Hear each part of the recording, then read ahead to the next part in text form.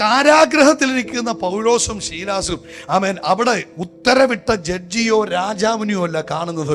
അവർ കാരാഗ്രഹത്തിൽ ഇരിക്കുമ്പോഴും അവർക്കവിടെ കൂട്ടായ്മയ്ക്ക് തോശാമാമയും തോമാച്ചായനും ഒന്നും ഇല്ലായിരുന്നു. പക്ഷെ കർത്താവ് അവരുടെ ഉണ്ടായിരുന്നു. ഇതാണ് നിന്റെ കൂട്ടായ്മ ശക്തമാകണമെന്ന് പറയുന്നത്. അവൻ ആരും നിന്റെ കൂടെ ഇല്ലാതിരിക്കുമ്പോഴും, അവൻ പാതിരാത്രിയുടെ അനുഭവങ്ങളിലൂടെ നീ കടന്നു പോകുമ്പോഴും, കഷ്ടതകളുടെ നിറകുടങ്ങളിലൂടെ കടന്നു പോകുമ്പോഴും, ജീവിതത്തിന്റെ പ്രതികൂലങ്ങളുടെ നടുവിലൂടെ നീ കടന്നു പോകുമ്പോഴും നിന്റെ കൂട്ടായ്മ യേശുവുമായിട്ടാണെങ്കിൽ നീ വിളിച്ചു പറയും, അവൻ ഇതിന്റെ നടുവിൽ എന്നെ ജയകരമായി നടത്തുന്ന ഒരു ദൈവമുണ്ട്. ഈ പരിശുദ്ധാത്മാവ് ദൈവരാജ്യത്തിലുള്ള സന്തോഷം എന്ന് പറയുന്നത് നാച്ചുറൽ അല്ല.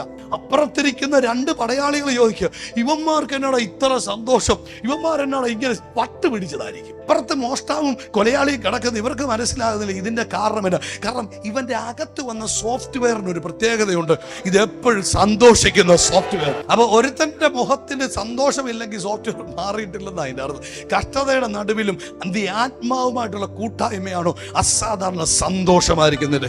അതുകൊണ്ട് ഫിലിപ്പിയ ലേഖനമൊക്കെ എഴുതുമ്പോൾ പൗലോസ് അപ്പോസ്തലൻ ഇങ്ങനെ പറഞ്ഞു, കർത്താവിൽ എപ്പോഴും സന്തോഷിപ്പീൻ.